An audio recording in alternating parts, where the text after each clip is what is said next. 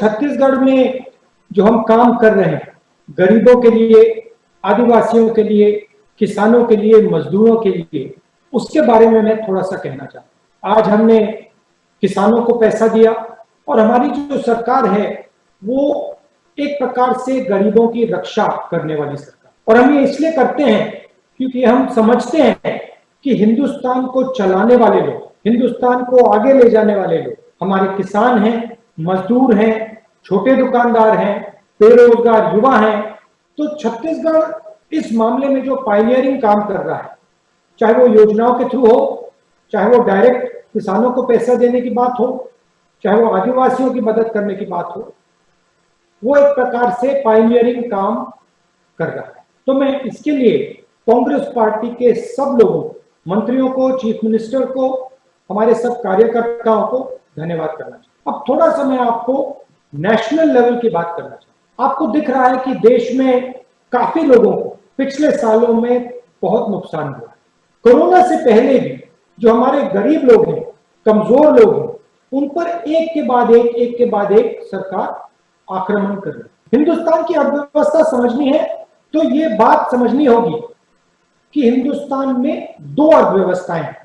एक संगठित अर्थव्यवस्था, उसमें बड़ी बड़ी कंपनियां शामिल हैं, और दूसरी असंगठित अर्थव्यवस्था, उसमें हमारे किसान हैं, मजदूर हैं, छोटे दुकानदार हैं और लाखों करोड़ों गरीब लोग। अब कांग्रेस की जहां भी सरकार होती है, हम इन दो अर्थव्यवस्थाओं को बैलेंस करने का काम करते हैं। अगर हिंदुस्तान की असंगठित अर्थव्यवस्था मजबूत है, सिक्योर है, तो वो कोई भी शॉक को अब्सॉर्ब कर देगी। अब हुआ क्या कि पिछले 6 सालों में नरेंद्र मोदी जी ने असंगठित अर्थव्यवस्था पर आक्रमण किया है।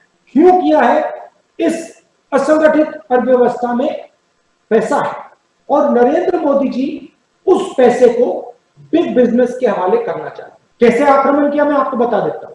नरेंद्र मोदी जी ने गरीबों से कहा काले धन के खिलाफ लड़ाई है और उनसे अपना पैसा बैंक अकाउंट में डलवाया। उस पैसे का क्या इस्तेमाल हुआ? उस पैसे से नरेंद्र मोदी जी ने जो संगठित व्यवस्था को कंट्रोल करते हैं, हिंदुस्तान के सबसे बड़े 10-15 उनके मित्र, क्रोनी कैपिटलिस्ट जिसको हम कहते हैं, उनका कर्जा माफ करने का। उसके बाद जीएसटी, ये जीएसटी सिर्फ टैक्स नहीं है।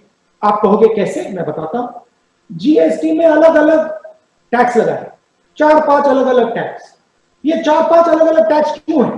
क्योंकि जो मजबूत आदमी है वो आसानी से जाकर जहां उसे पहुंचना होता है पहुंचकर वो टैक्स बदल सकता है। मगर जो किसान है, जो असंगठित लोग हैं, जो गरीब लोग हैं, जो मजदूर हैं, वो इसके बारे में कुछ नहीं कर सकते, उनकी कोई पहुंच नहीं।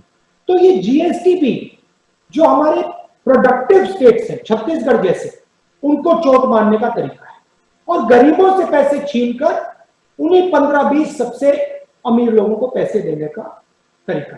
जीएसटी के बाद कोरोना आया, बिना कोई नोटिस के नरेंद्र मोदी जी ने पूरा देश बंद कर दिया। मैं मजदूरों से मिला, इन्होंने मुझसे पूछा कि नरेंद्र मोदी ने लॉकडाउन बिना वार्निंग के क्यों किया, एकदम क्यों किया? इसके पीछे सोच ये थी कि जो हमारे असंगठित अर्थव्यवस्था है उनको चोट पहुंचानी, रास्ता साफ करना। हमने मोदी जी की सरकार से कहा एकदम आप पैकेज दीजिए, रुकिए मत, बिना सोचे छोटे दुकानदारों को, small and medium size businesses को आप पैसा दीजिए, क्योंकि अगर ये नहीं बचेंगे तो हिंदुस्तान की अर्थव्यवस्था नहीं बचेगी। नरेंद्र मोदी जी ने 1 रुपया नहीं दिया। पैसा किसको दिया? लाखों करोड़ रुपए उन्हीं 15-20 लोगों का कर्जा माफ किया। मैं आपसे पूछना चाहता हूं, जीएसटी आपको नहीं मिल सकती मगर उन 15 लोगों का कर्जा माफ हो सकता है, उन 15 लोगों को मतलब लाखों करोड़ रुपए टैक्स ब्रेक में दिया जा सकता है।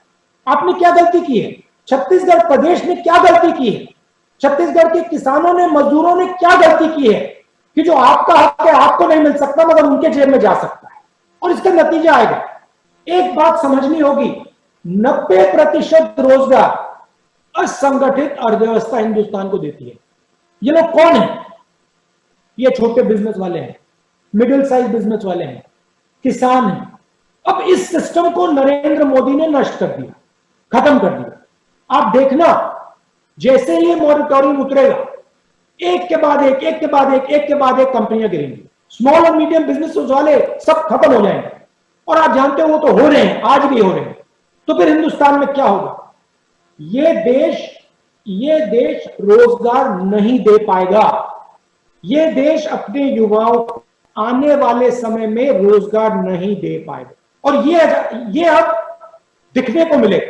पहली बार हिंदुस्तान की हिस्ट्री में हमारा देश 70 साल में ये कभी नहीं हुआ, हमारा देश अपने युवाओं को रोजगार नहीं दे पाएगा।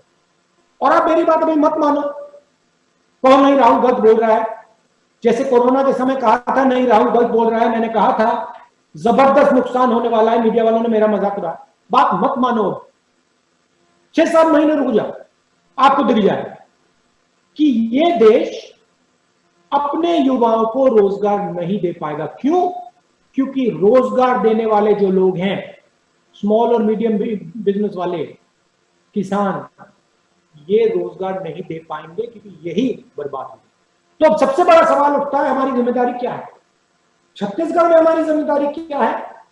हिंदुस्तान में कांग्रेस पार्टी की जिम्मेदारी क्या है? सबसे पहले देश को जोड़ने का काम, तोड़ने का नहीं, जोड़ने का काम।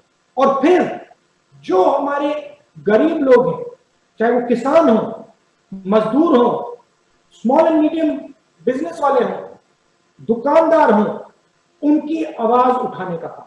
मैं ये नहीं कह रहा हूं कि हमें संगठित अर्थव्यवस्था पे आक्रमण करना है, नहीं, मैं ये कह रहा हूं कि हिंदुस्तान को असंगठित अर्थव्यवस्था और संगठित अर्थव्यवस्था के बीच में बैलेंस बनाना पड़ेगा।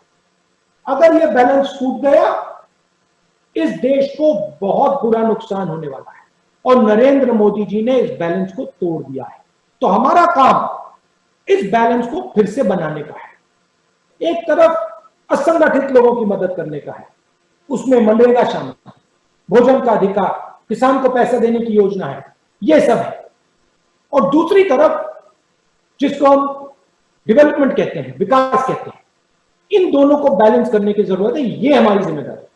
और जहां भी बीजेपी और आरएसएस एक हिंदुस्तानी को दूसरे हिंदुस्तानी से लड़ाती है, जहां भी ये लोग नफरत फैलाते हैं, वहां पे कांग्रेस पार्टी के सिपाहियों को खड़ा होकर लोगों को जोड़ने का काम। मैं आपको बधाई देना चाहता हूं कि आप कांग्रेस पार्टी की विचारधारा के लिए लड़ रहे हो। और छत्तीसगढ़ की सरकार, हमारे चीफ मिनिस्टर और हमारे मंत्री सब मिलकर ये जो बैलेंस है इसको मेंटेन करने की कोशिश करें और गरीबों की, कमजोर लोगों की रक्षा करें। मैं आपका बहुत बहुत धन्यवाद करना चाहता हूं।